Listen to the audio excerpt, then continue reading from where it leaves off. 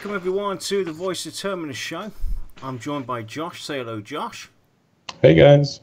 And we have with us Mad Dog UK from Pantheon Radio, the founder and creator. Say hello, mate. Good evening.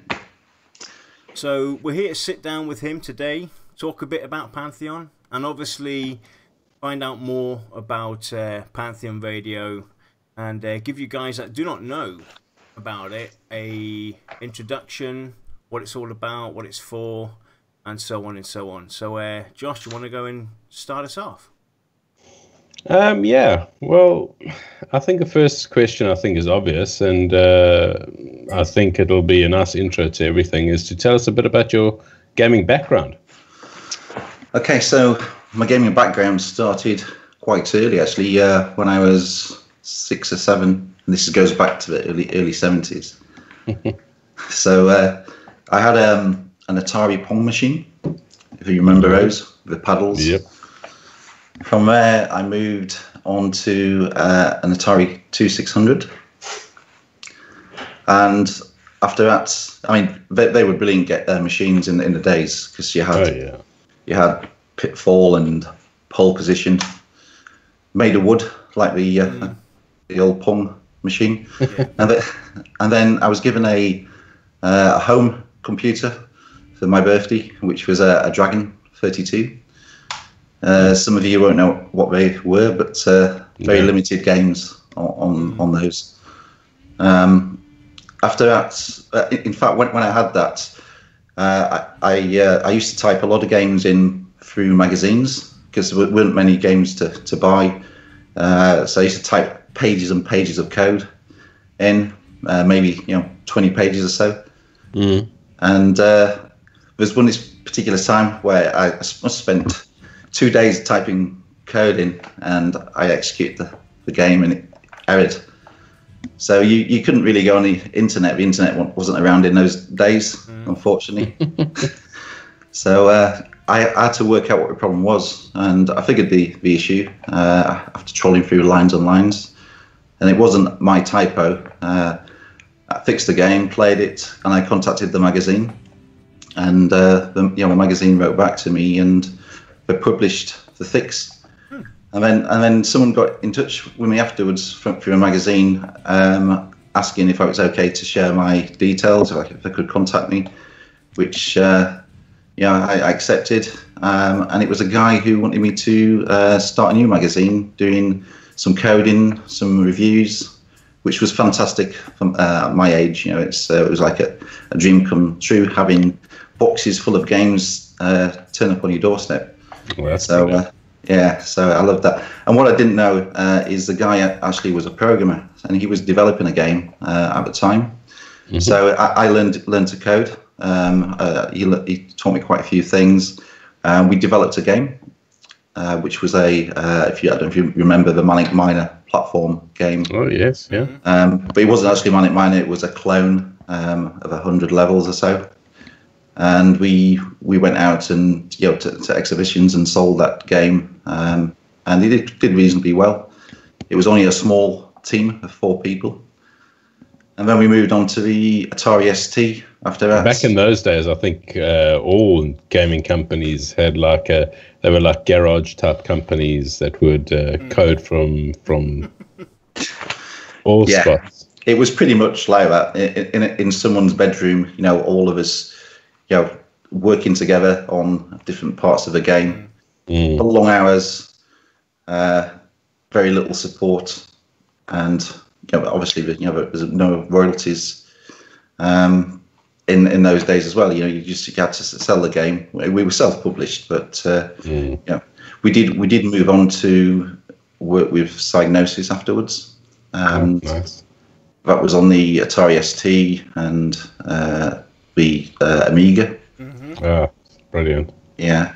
And we also worked with another company. Fond memories from the Amiga days. Good memories, hard work, little pay. It's not like it is now. It's only small teams and little pay. And I think one of the guys who worked for Psygnosis was David Jones. He's a Scottish guy based in Dundee, and he made Lemmings And in fact, he's very significant in the gaming industry because he was one of the first people to get royalties from a game, because he made Lemmings 1, and then they asked him to make Lemmings 2, and he said, no, I'm not going to do that. And basically he managed to win royalties out of the games. So that was a really good moment for the gaming industry, for developers and some of the small publishers as well. I actually moved away from game designing around 18, 19, purely because we were working with a company and they used to pay you in milestones, and some of the companies weren't very good at paying in the agreed milestones, so it wasn't a really solid income. And I moved out of that, into something that paid monthly that I could rely on to. So, but that was my my early gaming days. I thought I had heard of. I remember Psygnosis, but it was Wipeout that I remember quite fondly of back in the day as well. Yes, and Lemmings. Very nice. But anyway, sorry, I keep on interrupting you. Oh, well, Josh, you were drinking out of one of those a really cool mug there. Fancy What is mugs. that you got there? Well, this is donated very kindly by our host tonight. So these are lovely Pantheon Radio mugs. Yep. And they are a bit of magic. They go from black to the nice white color through the heat. So that's very cool. Yep, thanks for those, man. You're welcome. You're welcome. Very nice. Let's get into the itty gritty of Pantheon a bit, and then we'll start talking a bit about Pantheon Radio. So, what class and race are you typically drawn to when selecting your character to play? So I tend to stick to the same class and race, actually. When I played EverQuest the first time, I had no idea what type of game it was. A friend just recommended it, and I picked it up in the early release of '99. And I rolled a ranger and a human ranger. So I played around the Quanos area to begin with. But I tend to have followed that all the way through. So I play range DPS. I tend to sit back and dish out the damage. I do play tanks sometimes. I've been known to play a warrior. It's good to be up close, but quite demanding. Yeah. But yeah, so humanoid, elf, human, and range DPS. That's melee and casters. Very, very nice. So, with today's demands and real life situations, do you like to try and get together friends to play with real life friends online, or people online itself? So either, really. I mean, as long as they're good people. I've met a lot of friends, real life friends, playing MMORPGs, and it's all about the people. So I don't really have any preference to playing with real life friends or the people online. So, as long as they're good people and it's a good tight group and you work together well, yes, that's what counts to me. Yeah, definitely. As long as you can bond with people, that's the main thing. Yeah. Precisely. Yeah. That's what it's about. MMOs are designed for you to go out there, especially a game like Pantheon. It's designed for you to go out there, meet people, make friends. Went up to random strangers, create a conversation, and then do something. So, which starting area are you most excited to see, and why? So I think Thronefest for me, because you've seen the videos of the earlier videos from the back end of last year, how they were grey boxed. I like to see how it's developed, how a full city is put together. So I think Thronefest is one of my cities I'm looking forward to starting in. I'm extremely keen to see how that hammer actually comes out. Yeah, the anvil. Yeah, that's gonna be awesome to see on it. The concept art, brilliant, but can't wait to see it in full. And to see what the new areas are also going to have when it comes to those type of details. So it'll be quite very interesting. They basically set the bar pretty high with that show in the Throne Fast. The amount of detail that went into the back lore, to the concept art, and in the design philosophy. So they definitely set the bar high, and if that's what Throne Fast is going to look like, oh my god, what's the rest going to look like? It's going to be beautiful.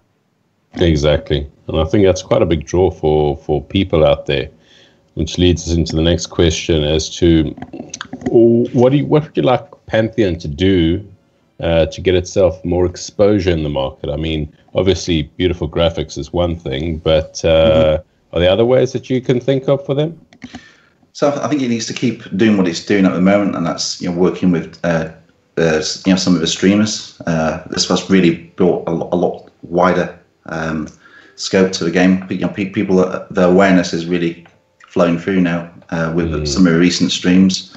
In addition, one of the things I think further down the line I'd like to see is a very similar thing to what Frontier Development did, or Frontier Studios, who were the creators of Elite Dangerous, and they had they worked with people to promote the game, but ambassadors and local ambassadors who might go out to expeditions and make Twitch streams and things, and that was good, from a geographical. So a lot of the focus seems to be, obviously in the US at the moment, but it'd be good to obviously widespread that and work with local people, where maybe they could reach out to a much wider audience. And I think that will happen. It's just where it is at the moment. It's still in its infancy. Yeah, correct. I agree with you. Definitely. Yeah, totally. So, do you craft when you start an MMO? If so, what do you like to do? So I'm embarrassed to say, I don't really craft that much unless I need to.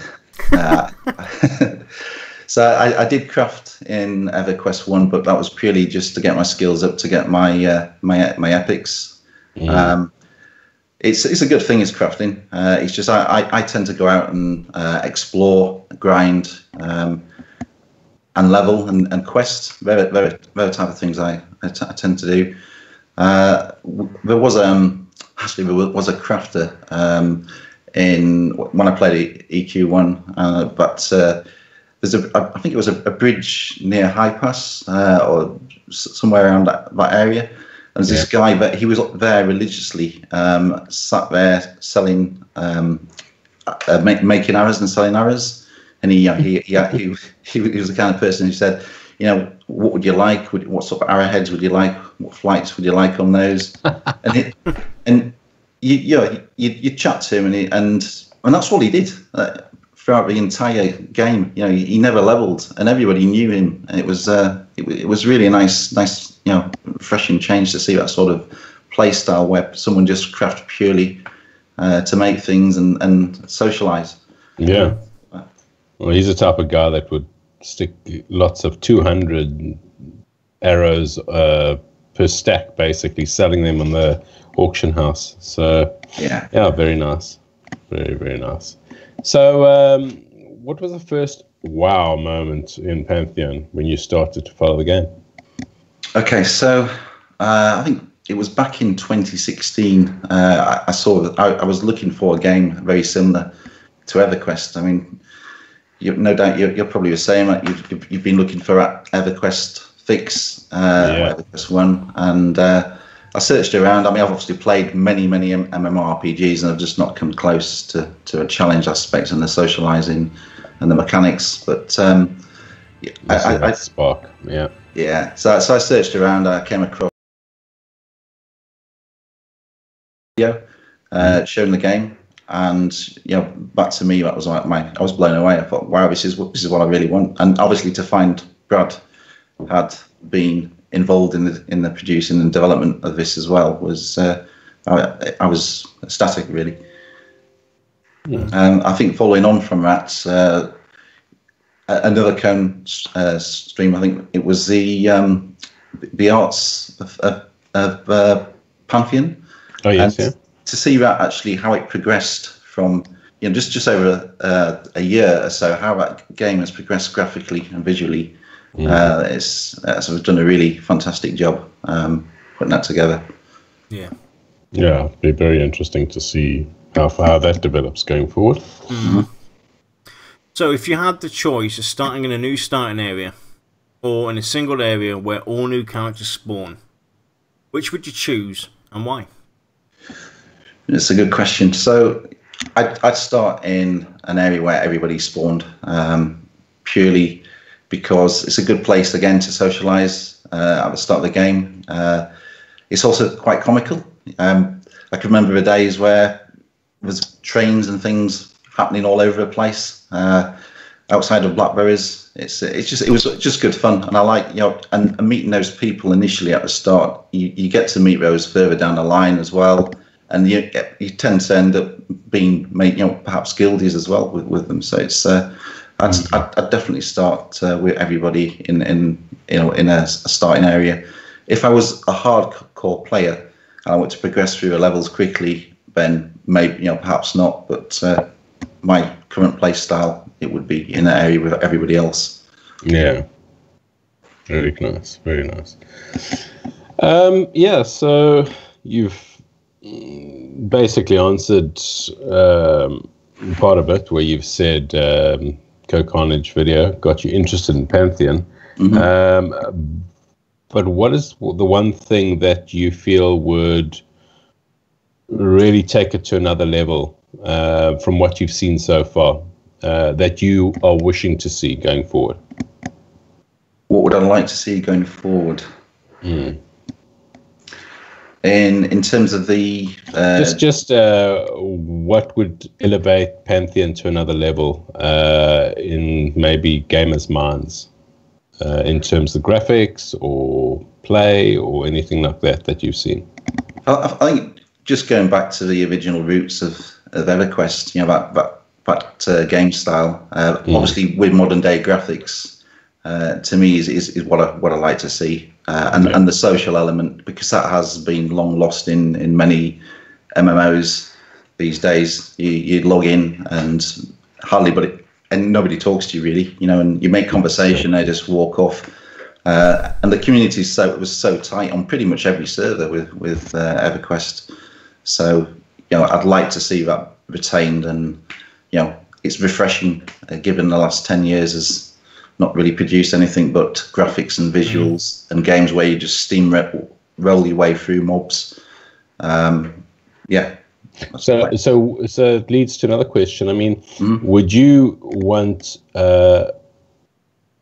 many servers with maybe a maximum of 5,000 people, or per server, or a few servers with 10s, 20, 30,000, 50 to 100,000 type people on it, if that's even possible? Yeah, I don't obviously want to see overcrowding and lots of instances. I'd rather have sort of smaller base servers with enough people, obviously, to fill them. So yeah, probably the lower sort of 4,000 to 5,000 mark. Yeah. Nice. Yeah, so you've talked a bit about your gaming background yourself, and some other, your early days with EverQuest and everything, which leads to the next question, basically. Which other development companies out there do you admire the most from the past or the present? So, Project CD Red, I think they've made some really good games. Witcher 3, it's a fantastic RPG, good storyline. Really enjoyed that. I think they've worked hard to produce that game. Also, I'd say Elite Dangerous. So the guy, Frontier Studio guys who did that. It was a Kickstarter. It was a bit of a risk, obviously, developing that. But they didn't overcommit, and they delivered the game on a small budget, and it's done really well. So hats off to those guys. Yeah, definitely. No, definitely. What feature in the character creation could you do without, and why? In past character creations, let's say. Okay, so it can be really important to people, character creation, and I think if for me personally, having the visual of different outfits as you're creating a character, I probably could do without that, in some respects. So it's nice to actually see that when you actually earn it yourself. So yeah, definitely. So count on with features and everything like that. If you could pick 3 things to be implemented into Pantheon, what would they be and why? And it can be anything.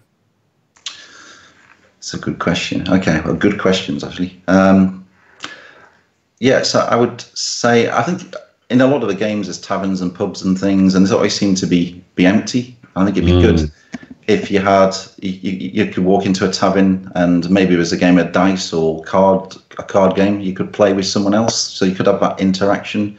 And obviously if you could extend that and offer some spectators as well, so people can actually see who's winning. I think that'd be quite good. That's certainly one of the things I'd like to see.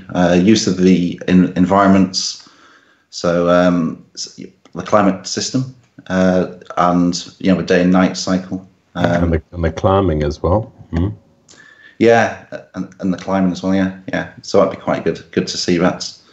And also, I'm making use of that where, for instance, if if it's dark, a certain mob may come out at night, or if it's cold, you might have some sort of woolly furry mob that comes out, that you may never see. Add a bit. That would be good. Add a bit of diversity.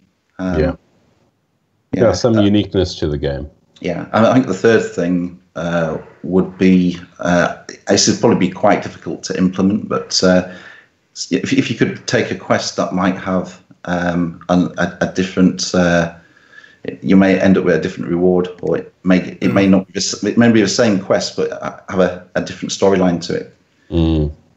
So I think that'd be quite good, but obviously, difficult to implement. It would take time to make many variations. I think going on your first point, I think it's very important that the developers try and make players want to stay within the city boundaries to keep the city alive, type of thing. Yeah, exactly. Or cities alive. And how they do that, I don't know how they would manage that, but I think it's a good start. Yeah, with games and that type of thing within the city boundaries. Yeah, the taverns definitely. We already actually talked about your exact idea with having the tavern be alive and everything, because when I go and look back at fantasy or even the Middle Ages and everything, taverns used to be the point of interest. Yes. For strangers, for visitors, and everything from towns. So you would go stories to spring to life. You would basically run into a tavern, ask around for any kind of information. That's the go-to place. So it would definitely be really cool to see taverns be more than just a hut where you can go to an NPC, buy some alcohol or food and drink, and actually do more. Actually hear maybe some hints, like have the perception system actually kind of hint at you. Or you have to loosen the tongues of certain people before they would spill their stories. Definitely. Very cool. Okay, so what are your thoughts on apps that could enhance the experience with Pantheon but does not have any bearings within Pantheon, i.e. your character sheet, damage ratings, etc.? I think WoW and certain other MMOs have tried to implement those type of things.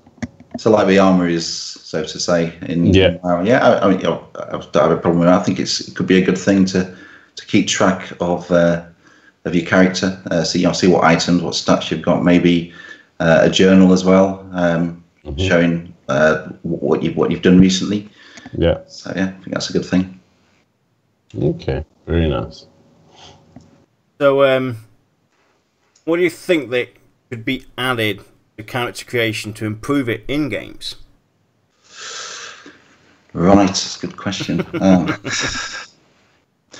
So maybe do something like, obviously it's all about graphical and different settings, tweaking the settings, and you can only go so much on that. but maybe offer something that gives some sort of personality, passive emotive, where it might ask you a series of questions or just give you, some personality. So, for instance, you could be sat medding for your mana, and you might start tapping your foot. And one of your personality attributes could be, you're impatient. Or if you lose a fight or something, or something happens, you lose a roll, you might get angry. And obviously you don't want to have it so it happens all the time, because it would become an annoyance. But I think having something like that might be good to expand the character creation, having that personality into that as well. Cool. So I was just also, to think about that, if your character gets really bloody and that type of thing, I'm wondering if you could make them like hobble along or something along those lines. Exactly. They had some sort of a wound limb type of a function or something like that. Didn't you, Josh, when we talked something similar about this with the armor and everything, didn't you come up with the suggestion as well of, like, when you start off with your character, you're dressed up in nice shiny armor, but the further you progress throughout the game, you can actually see your armor have dents and scratches and you can see tears that visual and everything. Change. Yeah, definitely. So over time. Before we hit the next question, there's two unrelated questions in chat I just really quickly want to address. Star Wolf Alpha at Twitch, was it TwitchCon? It was TwitchCon. At TwitchCon 2017, I think it was. Or was it? Yeah. Anyway, it was recently announced by Brad on well, not announced, but it was suggested at a player panel that they plan, if everything goes well, to have the game in alpha by the end of this year, and sometime next year go into beta. But obviously it depends on a lot of factors as well, so you can almost look for getting your hands on the game somewhere towards the end of maybe 2019, but alpha and beta are planned pretty soon, so they're definitely getting ahead.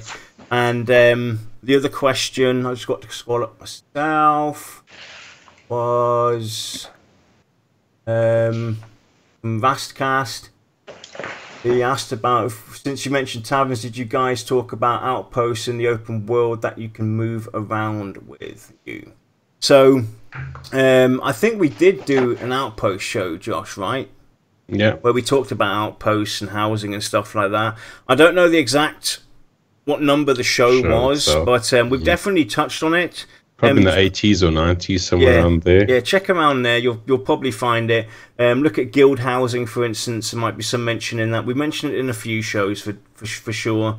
And yeah, so those are those two questions that I quickly wanted to address. So many shows. Okay, so what don't you want to see in Pantheon that other MMOs currently have in their game? That's an easy answer. So yeah, cash shops, loot boxes where loot crates, that sort of thing. I really hate it. Yeah. So absolutely, without a doubt. Yeah, it definitely can frustrate one because it kind of takes away from the suspense of the game and the achievement. You spending many weeks, hours, days in there.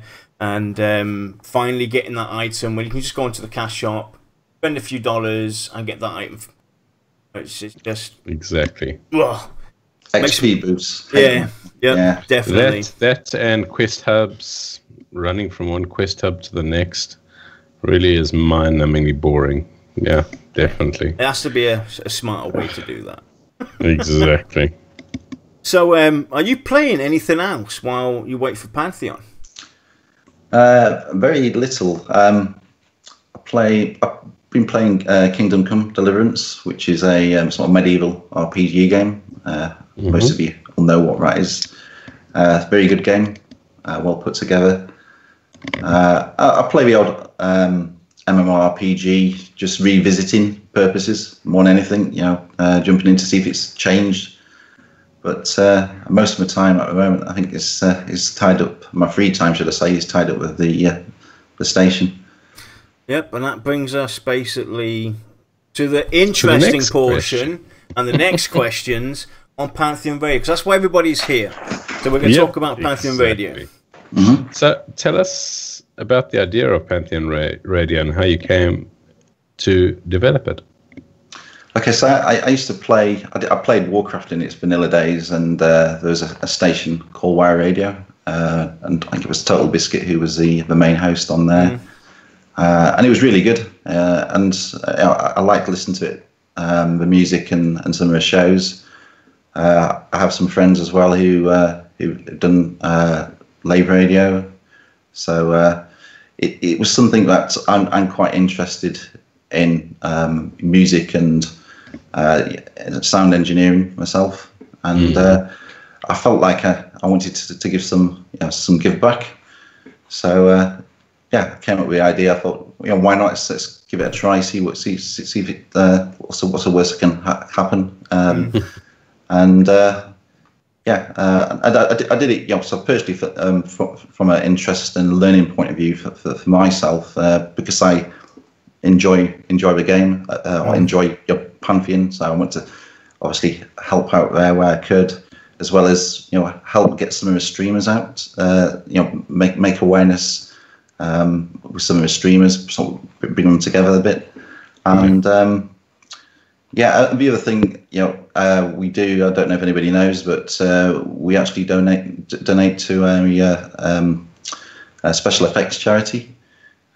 So any donations we get in, we give sort of 50% of that. I think we sort of nearing the $100 mark now, and it's sort of something nice to provide. That's great.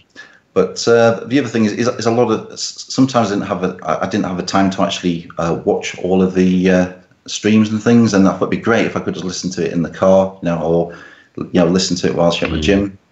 Or even sometimes maybe at work, So I think bringing that sort of radio, it's very old feel as a station, but it's very easy to use, and that was one of the reasons why why I put the station together. Oh, awesome! So,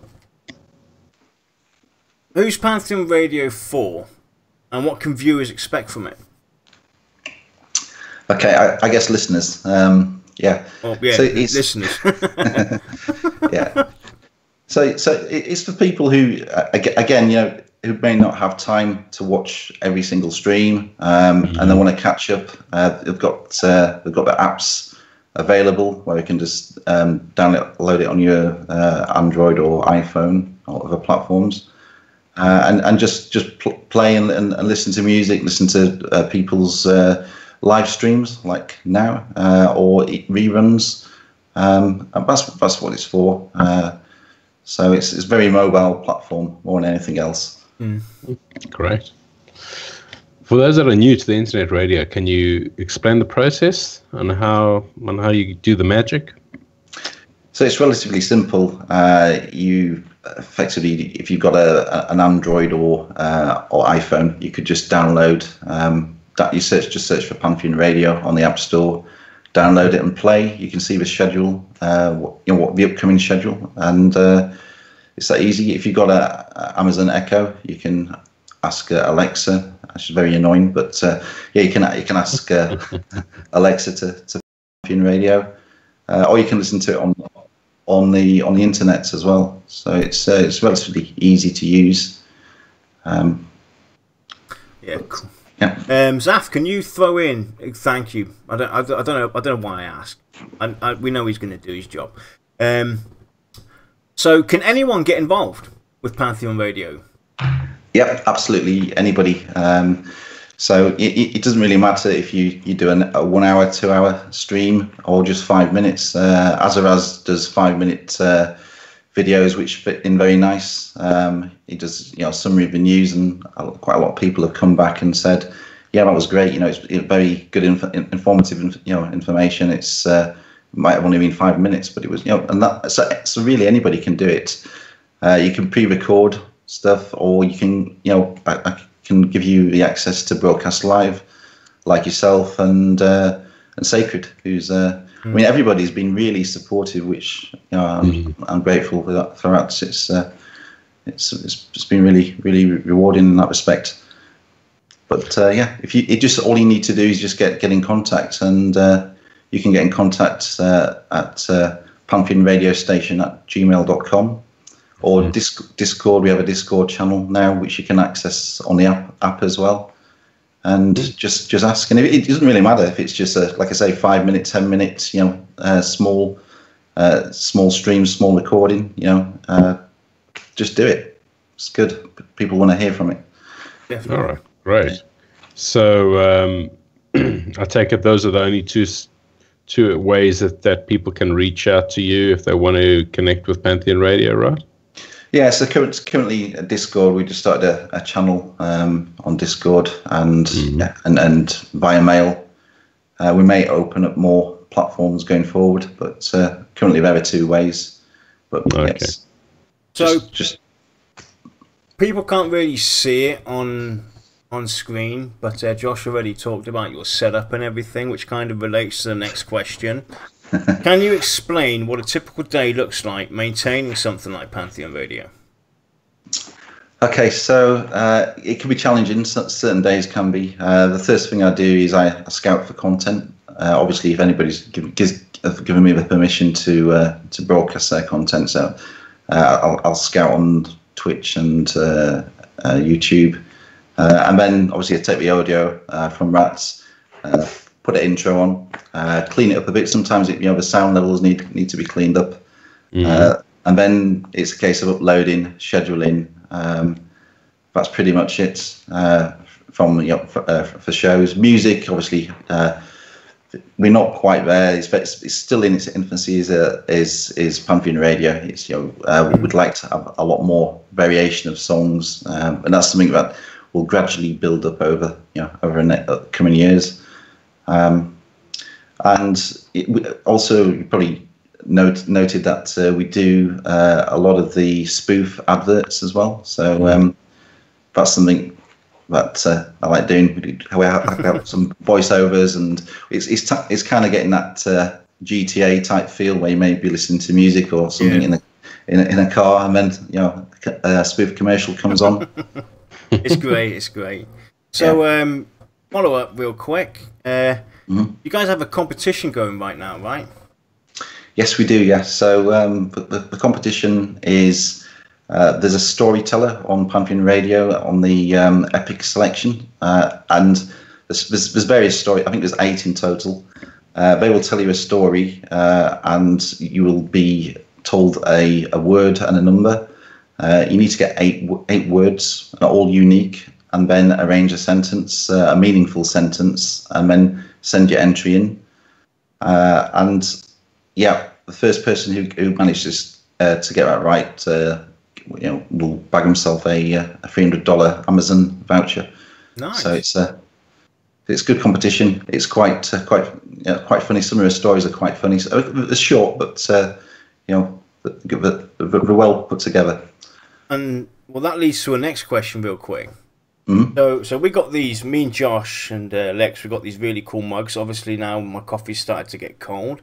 Is this something? That we can the viewers again, listeners can purchase at some point in time, maybe? Yeah, possibly. Yeah,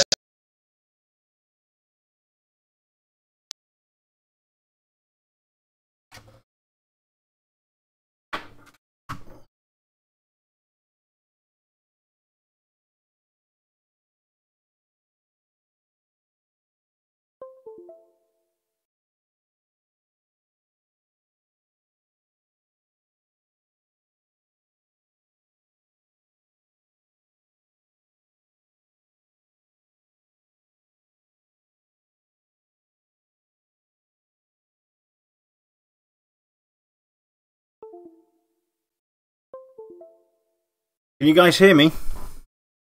Hello? Josh?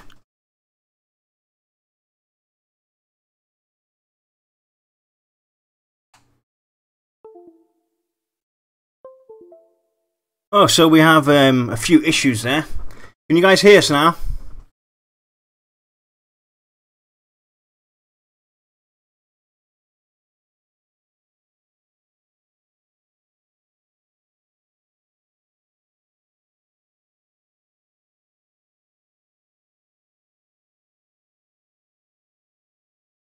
Looks like we're having a bit of trouble here. They hear me, no one else. Give me a second. Right, go and close that down. See what's happened. Sorry about this, everybody. My sound, for some unknown reason. You know, dungeons, forests. Well, I think we've just gone offline. No, we had my sound basically cut completely out. So, about those mugs, and we're sorry about this, everybody, but it's not a VOT show without any technical difficulties. So we're going to have to basically roll back to me asking about the mugs, if they'll be purchasable at some point in time. Okay, so yeah, we've not really thought about that to be honest. But if somebody wants a mug, just simply drop us a mail or get in contact, and we'll get one out to you. As simple as that. Awesome. Oh.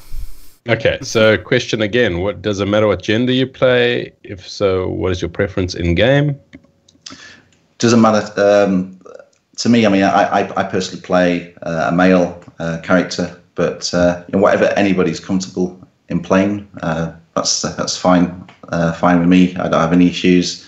I did play Terra a few nights back, and I was the only male in that game. But, yeah, so bad. Yeah, so it works with most games, but some games, I guess, when you can tweak things to overextent, it might not work. Yeah. Yeah.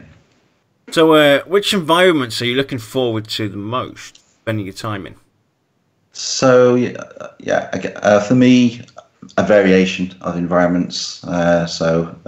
Woodland, forests, caves, dungeons, pretty much anything really. There's not one particular environment I'm looking forward to, but as long as it's got that variation, that's what counts to me.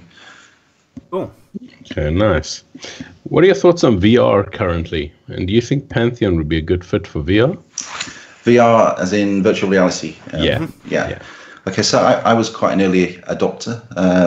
I was on the Kickstarter for the DK1 when that development kit, the first version, and I must have played pretty much every single demo or game that was out at the time. I also dabbled with Unity engine and played around there as well with the Oculus API, and then I moved on to the DK2 and obviously the consumer version that's out now. It's a fantastic piece of kit. It's phenomenal in terms of what it can produce, but it has its place currently. It's not quite there. It works very well with space, shooting up games and things like racing games. Works very well in that respect. But for long usage, an 8-hour session with a helmet on your head, it's just not going to do me any justice. So, maybe in the future, and no doubt when things get, when it gets a bit more comfortable, lighter, it might have its place in an MMORPG. But currently, maybe you could bring it into the character creation screen. But that's as far as I'd like to see it go in its current state. Cool. Okay, nice. So, how important is data mining to you? I.e., patch note data with the websites, game files, and would you make use of them if they were available? Yeah, so I love patch note data. I like seeing what changes have been added and what were fixed, what were introduced. It's for me, it's a good thing. I guess when I don't really want to know all the prices of things. The price of the market don't really appeal to me. And I don't really want to know all of the quests as well. I think, again, in the early days, you had to work out how to do the quest yourself. But yeah, it's as things have evolved, it's become an expectation, and yeah, I've got no qualms there with data mining. Nice. So if you could copy a character creation section out of another game and add it to Pantheon, which game would it come from and why?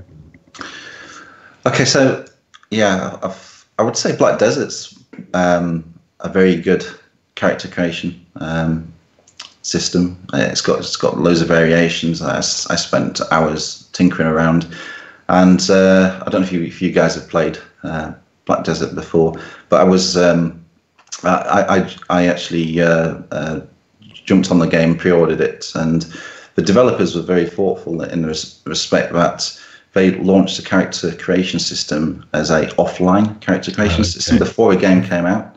Nice. And that gave people the time to spend creating their avatars, getting it just right, and then when the game launched, you could just import that in as a template and get straight into a game. So I think if Pantheon could do something similar, that would be wow. That'd be really good. Yeah, EQ2 did that as well. They had the basically buy the pre-order for $5. You could create your character. Oh yeah, that's right. I remember. Yeah. I would definitely use something like that for sure. But if they have something like that, then don't 5 minutes into the game allow them to wear a helmet which covers the whole face that you've created days to actually make and develop. I always they must have the option to take it off. Exactly. Give us lots of options. Don't force us to have one fit. Options. Yeah. It's all about options. Options are what will make it really, really great. If you can turn it on for yourself or turn it off for yourself, however you like. As long as it's nothing game breaking, give us the options. Yeah. So, on options, what do you think about third-party apps linked to Pantheon to improve the game? I.e., set crafting outside of the game or DKP programs that use in-game data? Using game data. So yeah, I'm kind of against it in some respects. It all depends what it is and how it's implemented. So if it was crafted in using an app, or auction house, I wouldn't really that wouldn't appeal to me personally. But if it was something like a guild management system where or raid management system where you could you could actually unsign to a raid or sign to a raid. I know what it's like being a guild leader or a raid leader. It's people don't turn up and they come obviously apologise afterwards. They may have been stuck at work, but if they've got that opportunity then just to interact, that would be pretty good actually. I think, and then maybe senior journal as well. How well you've done, that sort of thing. Definitely. Pretty cool to see that happen. So, fast forward 3 years, what do you imagine Pantheon to have evolved into? Well, yeah, I'd like to see after 3 years that it still retains its core values. So it's still challenging. That's really important, and you've got the it's got a social element. So I'd certainly like to see that's been retained. I think an expansion at that point as well. I'd hope to see an expansion being launched within the first 3 years, and content is flowing, and it's also captured. That audience is still there, and it's growing. So that's where I'd like to see it head in 3 years. See, that's actually a very good answer. Expansion within 3 years. We recently talked about that. But funny side note for everybody to follow up on his 3 years. We know what Brad's 10-year vision is, don't we? It's Pantheon, virtual reality, and Minecraft. So we can all hope maybe that something like that does become a reality for VR and Pantheon. You're very bold. Yep, definitely. So would you attend a Pantheon type event, and how far would you go to travel to get there? Ooh, well, I guess it all depends. I'm from the UK, and let's say it was based in the US. That's a long flight, and it would have to be something special, and quite a few people. I mean, maybe a launch of an expansion, and a party afterwards where people, in game you knew were going as well. That would probably spur me to go if it was over a number of days. Local ones, absolutely. It's sort of within 100-200 mile radius. I'll be there. And maybe again, if you've got an event, say somewhere in Europe, let's say you host one, Jan, in Germany. Yep, exactly. Gamescom. I may pop over. Yeah. It's going to happen. If VR come to Germany to the Gamescom, everybody out there in Europe, listen now. I'm going to be getting a Pantheon going just for that event. So get Mad Dog over here as well. that's Pantheon, I'll bring the beers. Definitely. So I think now we have the most important question of all. So now that Josh is the host of the most, who's the VOT host with the most? There we go. So where's Lex?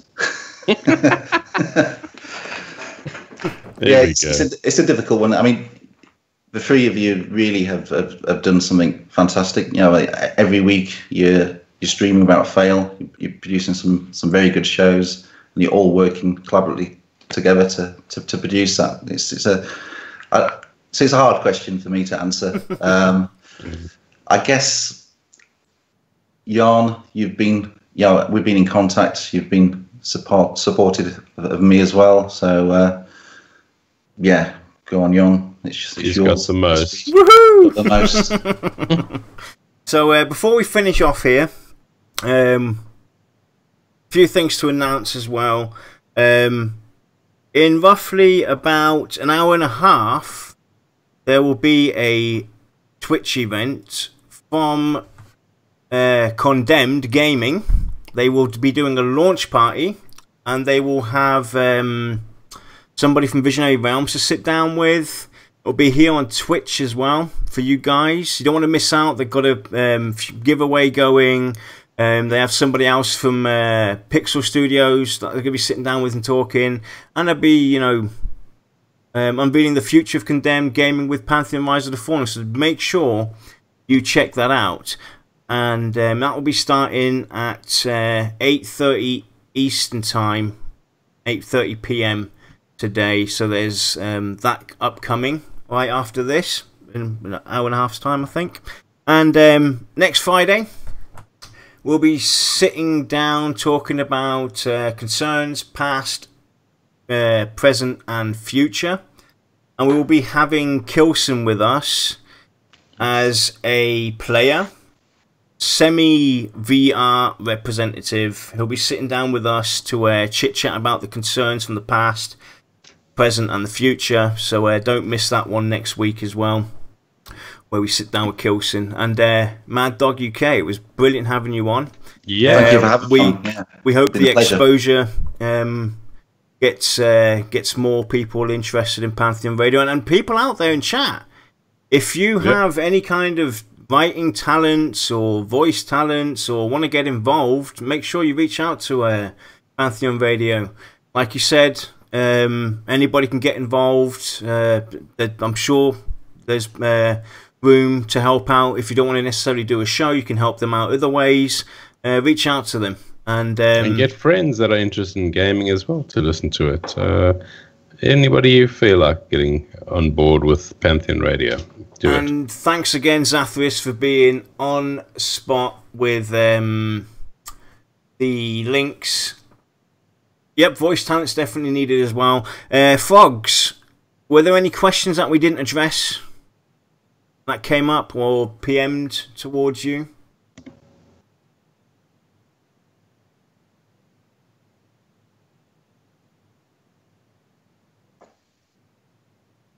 So no questions? Great. Yeah, I'm reading her mind right now. It's blank. Awesome. So again, it was great having you on. Finally getting to sit down and talk to you and Been a pleasure. Get some insight. Definitely check it out, Pantheon Radio. Brilliant set of programs on there. The spoof commercials are great. Scribbles, Pixel Debauchery, then you got Sacred on there, Azaraz. There's a lot of stuff going on, and more is basically coming monthly. So we'll be back next Friday, and we hope you guys have a wonderful weekend. Yep, have a great weekend. Yep. And we'll see you all then. Brilliant. Cheers, guys. Thank you. Bye.